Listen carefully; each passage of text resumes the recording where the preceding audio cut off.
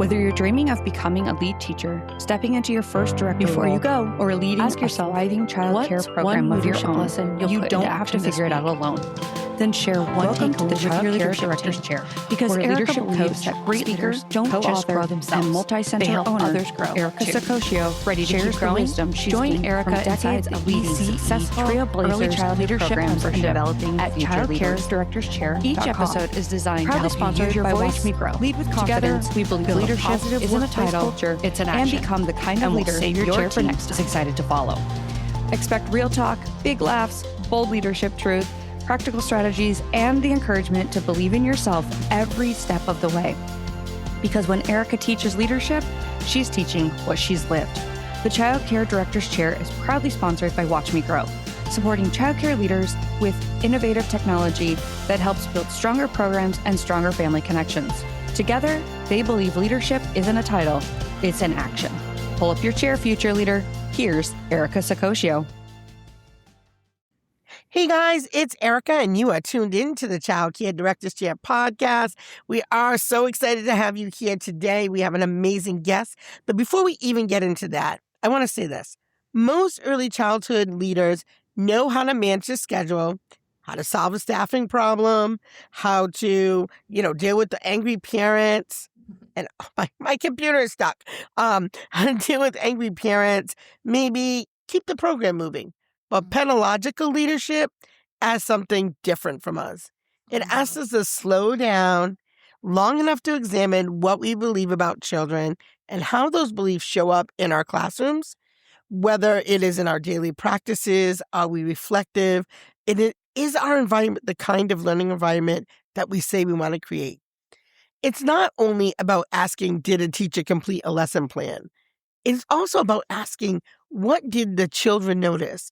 What were they trying to understand? And what did the educator learn when they observed, and where could they take that learning next?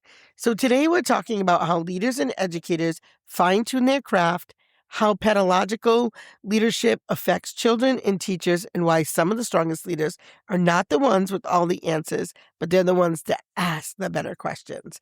So welcome to the Child Care Directors Chair podcast, where we have real conversations about leadership, professional growth, workplace culture, and what it really takes to be an early childhood leader. I'm your host, Erica, and today we are going to take that deeper look into pedagogical leadership. What it is, what does it look like inside of a program, and how does it help educators grow? And what changes for children when adults around them become more reflective, curious, and intentional? Today, I am joined with Jessica Karpathios, and she is a forest school practitioner, pedagogical leader, presenter, keynote speaker, friend from Canada, and she has so much knowledge to share with us today on the side of leadership that we don't talk too much about on this show. So I'm very excited to have her today.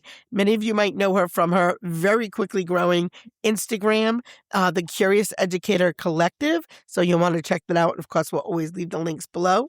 But before I talk, let me welcome Jessica to the show. Hi, Erica. Thank you so much for having me. It's such a pleasure to be here. And again, just like so inspired by the spaces that you're creating for leaders to really think deeply about their practice. I think it is such a need for our sector. And I just want to commend you for trailblazing and Thanks. and just being a source of light for our sector right now. Oh, thank you. And shout out to our girl, Carla Ward. We love Carla Ward. Yes, Carla Ward. If you don't know her, you better check out her podcast, ECE, everything. Anyway, all right, so let's get to it. Tell us a little bit about your journey and how you ended up here. Yeah, it's a long story. As a pedagogical leader, I am a storyteller. So please cut me off if you need Never. to. Go ahead, darling. Go ahead.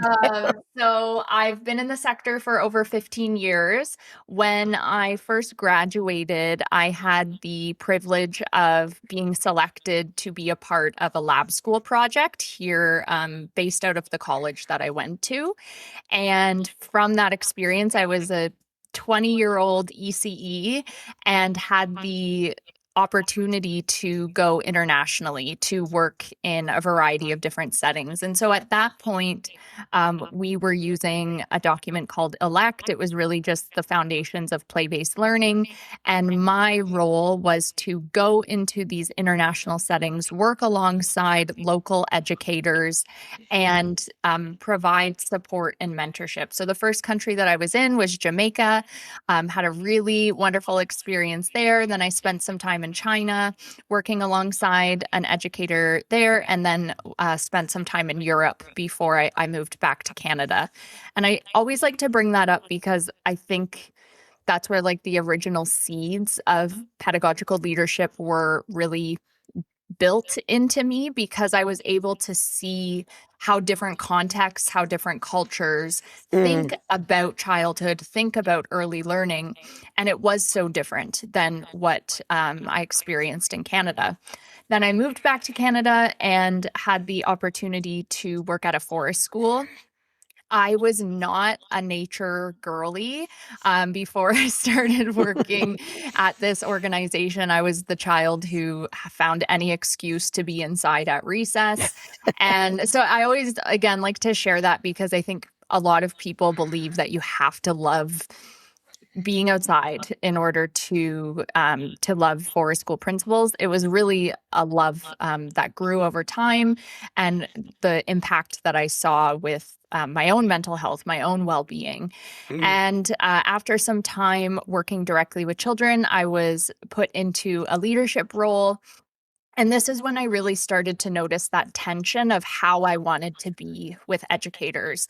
In a supervisor role, traditionally in Canada, you're responsible for doing payroll and budgets and timesheets and all that fun stuff. I could do it, but it just wasn't really where like my heart was set on fire. And then, of course, as many of our stories diverge with the pandemic, we all had that opportunity to slow down. And for me, this was when I really learned about these ideas of pedagogical leadership from a great mentor named Laurie McGee.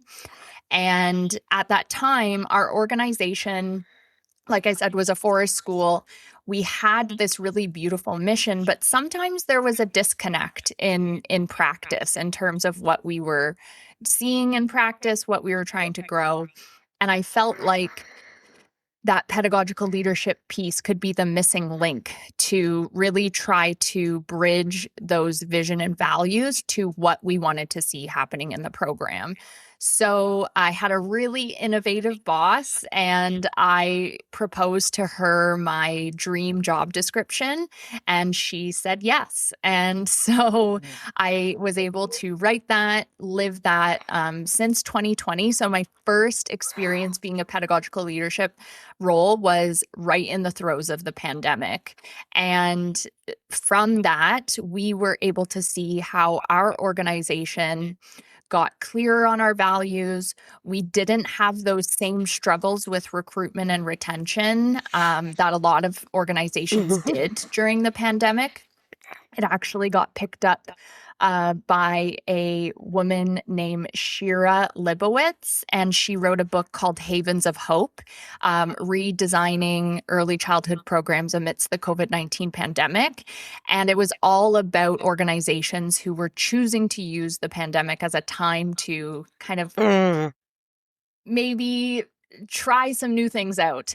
And that was really reaffirming in terms of what we were doing. I was able to see the impact, but for others outside to recognize that was really meaningful.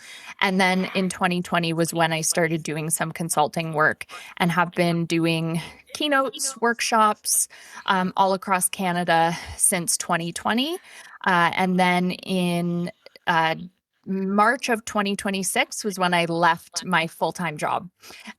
Decided to finally go kind of all in on myself and take that leap. Thank you. Yes. And that's really thanks to Carla. She was really instrumental in that. And yeah, as you mentioned, I started my Instagram in April, really with this mission of like shining a spotlight on the brilliance of the sector. And it's just kind of blossomed from there. And now I get to be in spaces like this, with really important thinkers who are advocating for the work that we do in ECE. Wow, that's a very incredible journey for Yeah. sure. Very impressive. Um, so one thing that you had said, that your heart is really in the classrooms and the education and what's going on in the classrooms. And it's funny because I think there is this mentality of when we get promoted, that means we've come out of the classroom, so we don't focus on education as much, and we focus on running the ship, right? And it's so funny because we will be very quick to replace ourselves and hire a new lead teacher, director, whatever, to run the educational piece. But I always think, why don't we just stay doing the thing we love? Hire a bookkeeper to run the office. Yeah. Hire somebody, who's really great at sales to do the tours, and stay in where you love. And I think that's some of the reason why people will burn out. Because if you're not doing the work that you're passionate about, it starts to become like Groundhog Day. You start to feel like you're just kind of going through the motions, as opposed to when you're really passionate about the particular thing that you're working on. At least for me, that's what I feel anyway. Yes, no, I would agree wholeheartedly with that. Yeah. And that's one of the reasons I'm everywhere. I'm in my classrooms, I'm in other people's classrooms. I love to see what other educators are doing. And I do think you're right too. COVID was definitely a time where, although it was crazy, we always were pivoting every 5 seconds. I think that word didn't even exist before COVID. Every second was a pivot, right? I do think that because centers were a little quieter than normal, right? You really were able to get so much more one-on-one time with your students. You really got to really just have a more community feel than when your center is, full capacity and, doing the day-to-day kind of thing. Yeah, and I think it was also an opportunity, again, like not to dismiss, it was Yeah. terrible and really horrible for a lot of people. But Mm-hmm. for me, it was a time to ask, like, well, if we are in this crisis that we are in, Mm-hmm. what is the purpose of early childhood education? And I always get goosebumps when I say it out loud and think about it because, we all, look to Reggio, Montessori, Forest School, all these really beautiful philosophies. And what I love to remind people is that all of those philosophies were birthed out of a crisis.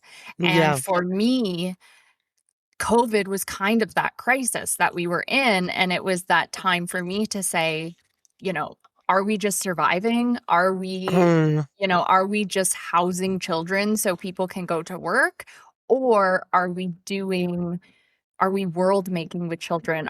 Is our work about a bigger future, a brighter future, working with children in ways that will, establish that foundation for them so that they can be a part of the change? And, there were so many bigger questions that, as you mentioned, I had the time to be able to think through those things. And then pedagogical leadership just became a really beautiful response to that. Yeah. So you're known as the Curious Educator Collective on Instagram. What does being a curious educator mean to you? It means being willing to sit in the tension of not knowing. I think a lot of people have a idealized version of what curiosity is, the child with the magnifying glass, the child, the really pretty picture you might send to a family. But I also, like, our work is messy. Our work it's physical, it's emotional, it requires a lot of labor. And I think being curious about that messiness too. I think as a pedagogical leader, one of my tenets is like always thinking in questions versus trying to think in answers. And to me, that's sort of at the heart of it, is instead of seeing myself as the keeper of knowledge, the one who has all the answers, the fixer, that was that role that when I was a supervisor, I felt like I just kind of fell into, like, something's on fire, something's broken, you're the one to fix it. Whereas as a pedagogical leader, I was able to be in that space of not knowing. And that was really fulfilling for me because, as you mentioned, when we can model that as a leader, that gives permission for educators to do the same.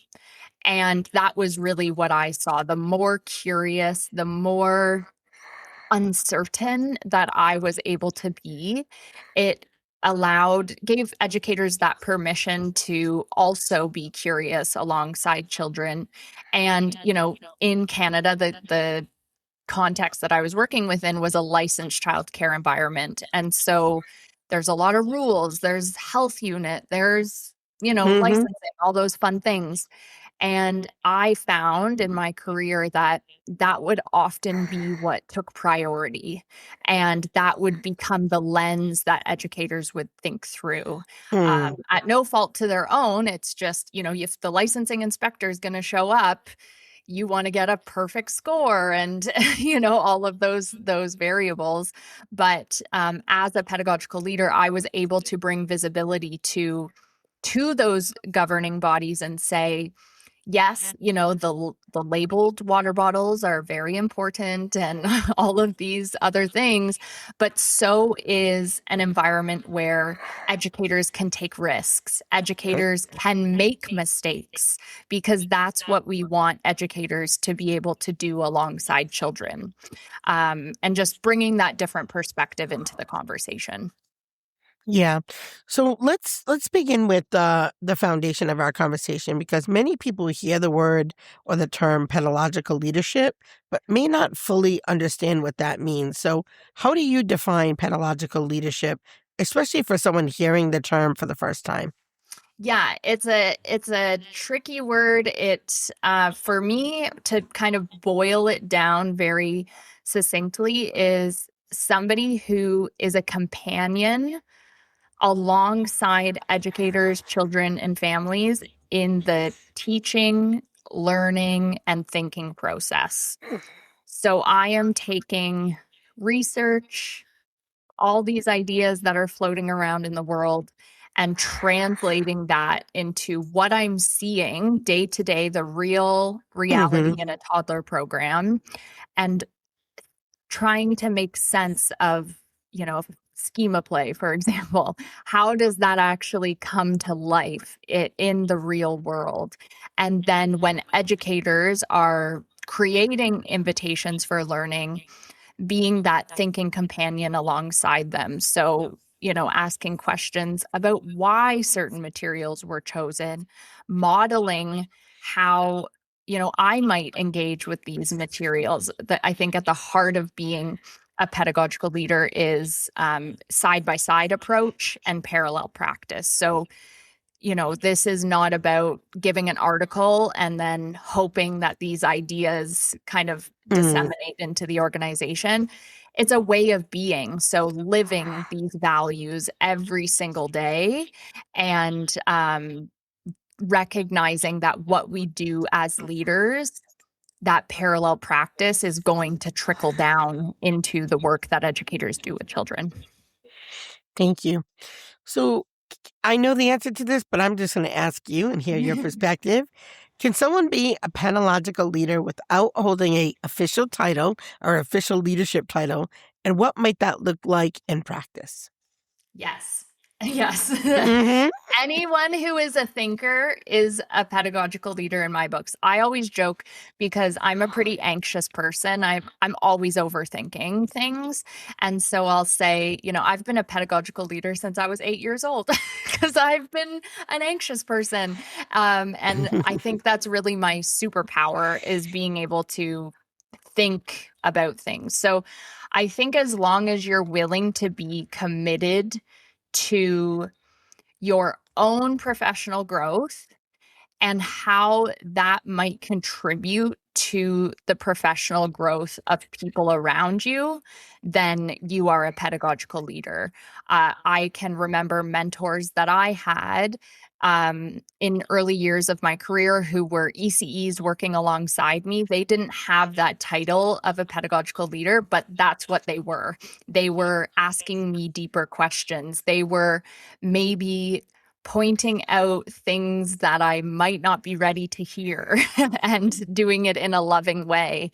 I think if you have that zest for helping yourself and helping other people grow, then yes, you have the foundation to be a pedagogical leader. Yeah. Um, how can leaders move from simply checking lesson plans and classroom requirements to having deeper conversations about teaching and learning? I always like to think about micro moments. So again, I come from the work of being in a busy licensed childcare setting. And, I know for many people, even planned programming time is a luxury that we don't have in a lot of our settings. So I always encourage people to start with, how do you say good morning to people, right? People are coming into your office, they're signing in. We can ask, what did you watch on Netflix last night? Which is a great question. And I think a good way to get to know people. But, starting with one day a week where you just ask, what is your intention for the day? What values are you hoping to have grow? And then at the end of the day, following up, I know you said you had that value of growing collaboration. How did that go? Did Mm-hmm. you see that?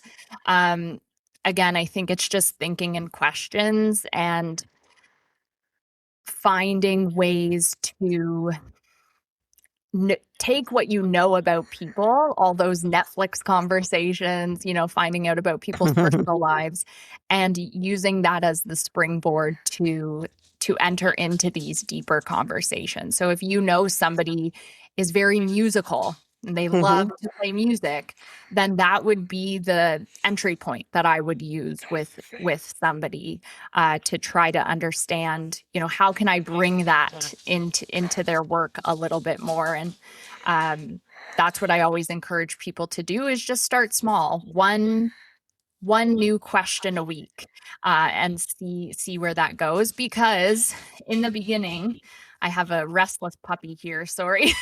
That's okay. um, in the beginning, you will find that you might get a few deer in the headlights looks at you because, if you've been having Netflix conversations for the past 5 years and then you ask someone, what's your intention for the day? It might be a little bit awkward.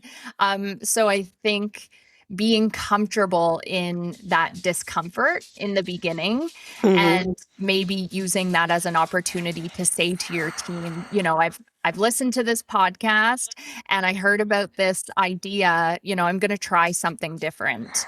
And, it might be a little bit awkward and you might not know how to answer the question at first, and that's okay. But similarly to children, we as adults need regular and repeated kind of access to these experiences, to these ideas in order for us to feel more comfortable in them. So I think it's just like putting in the reps. Yeah. Um, maybe to the new directors that are listening, or maybe those who haven't focused on pedagogy in a long time, maybe what should they be looking for when they walk into classrooms? Mm. And this is a two-part question, I guess. And then what are some signs that educators may be working from habit rather than making Mm. intentional teaching decisions? Those are beautiful questions. Thank you. For what they should look for, again, I love to think in like metaphors or things that can be more like distilled. As a pedagogical leader, I consider myself a values detective. And so when I'm going into classrooms, I'm holding alongside, what's written in that policy statement, what is written in that program statement, and do I see it coming to life in the program. I think a great phrase that we hear often in the sector is, children are competent and capable. And, we all believe that to be true. But as a pedagogical leader, I'm going into programs and saying, well, where do I see evidence of that? Where don't I see evidence of that? And it's not coming from a judgmental place, it's coming from a curious place. So if an educator is telling me, I believe children are competent and capable, but then I go into a room and I see all of their shelves are turned around, that's a disconnect in those values. And that's giving me an indication that I might be able to have a conversation to say, we say children are competent and capable. Here's what I'm seeing in practice. Can you help me understand, where does this decision line up with this value? And then I think in terms of where they really need to start is the relationship. I think just like a new educator going into a classroom, we encourage them to recognize that relationships are at the heart of what they do. So I'm always paying attention to, what is that relationship that I have with that individual? Because there are people that we meet that these types of relationships are a little bit easier, right? And some that are a little bit harder. So recognizing that there's not a one size fits all approach. You can't go into every interaction with everybody on your team and say the exact same question. Just like we wouldn't want educators to be doing that with children. So I really always bring it back to, if you don't know where to start, using that curriculum framework maybe that you have in your province, in your state, and replace the word child with educator, because all of these frameworks, it will talk about how we create these conditions for children, and just replace that word with educator, and it will give you some really great ideas on the things that you can do, the questions that you can ask to support those values. Yeah. So as we start wrapping up, I do want to talk a little bit.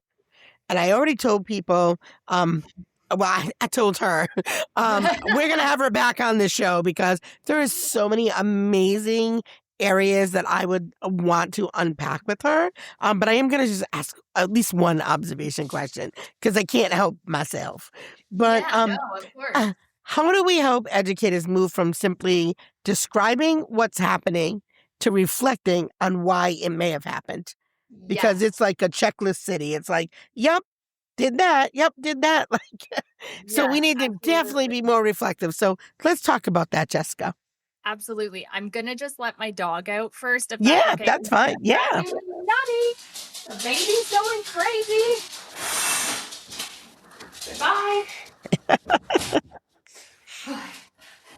We had a big storm in our city 2 days ago, and she's just been a little bit, yeah. So, that's why outside time is important, folks. Exactly. So coming back to your question around, how do we help educators move in their thinking processes and this idea of habit versus intention and observation, I think starting with your own observation of their practice. So I think it's really important that we go in and recognize maybe our own assumptions that we might have. I know when I first became a leader, it was easy for me to think, this person isn't filling out their program plan because they don't care, or they did those types of assumptions. And recognizing that, as the leader, it's my job to figure out what really is the barrier that's getting in the way. Is it that they don't know what to look for? They don't know how to play with children. Those are two very different problems or barriers that we would have to help educators overcome. And when I'm observing educators, I'm always asking myself the question, what would be the skill or the disposition that would help them be able to do this more confidently? So it might be in, they can play really well with children, but they don't have the confidence to know how to write down what they've done. And then how can I go in the next day with a side by side and model that behavior? So maybe that means I'm observing them and I'm sharing what I've observed in their play. I find noticing and naming values is a really great strategy. So when I'm observing an educator, just bringing visibility to what I see them doing and narrating that to them, because I think a lot of these like jargony words that we use, we kind of assume that everybody knows what we're talking about. And, we do have people coming into the sector with so much vast experience Mm-hmm. or different understandings of what learning looks like. So, if I see an educator playing in the sandbox with a child, just naming, oh, I love how you're supporting transporting skills with the child. And if they say, I don't know what that means, giving them a deeper kind of explanation. So again, just using those micro moments and, having a goal of, 2 times this week, I'm going to go into a classroom and narrate what I see the educators doing in their play to then, I think a lot of it is educators are doing this really amazing work, but they don't have the language to describe what they're actually doing. And being that person, that's gathering all that information to then be able to look at a play moment and say, yes, they are playing in the sensory table, but they're also doing serve and return, and they're also exploring cause and effect, and just being able to be that person to name that out loud and say, have you ever thought about writing about that? I can help you, or I'd love to read what you wrote afterwards. Mm. So I think just being in awe of educators as much as possible and shining a light on what they're already doing and giving them that new language to describe it. Yeah. Wow, that was so many tips in there. So Jessica, we talked about leadership, curiosity, reflection, and a deeper purpose behind our work. Now we're gonna have a little fun. I'm gonna ask you a Yay. little lightning round, okay? Okay. There are no wrong answers. Just share Okay. the first answer that comes to your mind, okay? Okay. Coffee, tea, or water bottle that you forgot outside somewhere. Coffee. Forest walk or cozy reading corner. Oh, that's a tough one. Cozy reading corner. Barefoot in the grass or rain boots in the mud. Barefoot in the grass. Sunrise, sunset. Sunset. Books or podcasts. Books. Planned experiences or unexpected discovery. Unexpected discovery. Paintbrushes or muddy hands. Muddy hands.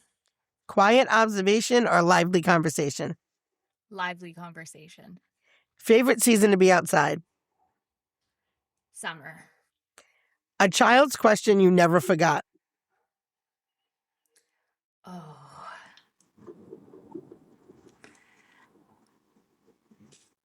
I would say, and maybe not a question, but it was a statement. There was a little guy in the forest, and he was a mover and a shaker. He always had like 5 accident reports a day. And so just to give context of who this is. And we were in the forest, and I asked him, he was sitting in the snow with his hands like this. And I said, "What are you doing?" And he said, "I'm listening to my brain think." Oh, And it was the most profound thing I've think I've yeah. I would say. Wow. That's a good one. All right. One thing every early childhood classroom needs more of. Laughter. One thing every classroom needs less of. Rules. A professional phrase you would love to retire. This is the way we've always done it. Oh, yeah. Like that. A word every educator should use more often. Curious. Okay. The messiest material you enjoy using with children. Slime. My next question is, what's more stressful, glitter or slime? Oh, glitter. Glitter. Yeah. Glitter's around for like a month. Yeah, glitter is like a cockroach. Never goes away. Would you rather lead professional development inside or outside? Outside. If children plan the staff meeting, what would be on the agenda? Play. What is one children's book every adult should read? The Great Realization. Okay. What is one word that describes a strong pedagogy? Curious. Again. Okay. Jessica, as we prepare to close, I want you to imagine that an educator or director is listening who cares deeply about children but feels overwhelmed by the idea of changing their practice. What would be one small step they can take tomorrow to become more intentional, reflective, and curious? Remember why you went into this work in the first place. And it probably was not to be a police officer and boss people around. And I think if we can remind ourselves of why we came into this work, what I've learned time and time again is everybody already has all the answers inside of themselves. It's just that we aren't given enough time to listen to it. So, if you can close your office door for 10 minutes a week at the beginning and just reflect on why you want to stay in this work, why you made this career choice in the first place, I think that is the entry point to finding all the answers that are already inside of you. Awesome. So today's conversation reminds us that pedagogy leadership is not just another title. It is a way of seeing. It is a way of listening. It's a way of leading that encourages adults to look more closely at children, their environments, their relationships, and the choices that we make every day. A pedagogical leader does not walk into a classroom only looking for what's wrong, but looking for what's right, what's wonderful, what's happening, and what the children are trying to understand. What is the educator noticing? And what does the environment communicate? What beliefs are visible in this moment, and what might be happening if we pause and just take a second to relax and reflect? So thank you so much, guys, for tuning into the Child Care Directors Chair podcast. Thank you, Jessica, for being such an amazing guest. We're going to put the link below to your Instagram. Is there another place people should look for you? My website is jessicakarpathios.com, and that has a lot of free resources on there as well. Awesome. So we will add that to the link below. And as always, guys, thank you for tuning in day after day. We love you so much. Take care of yourself. Bye.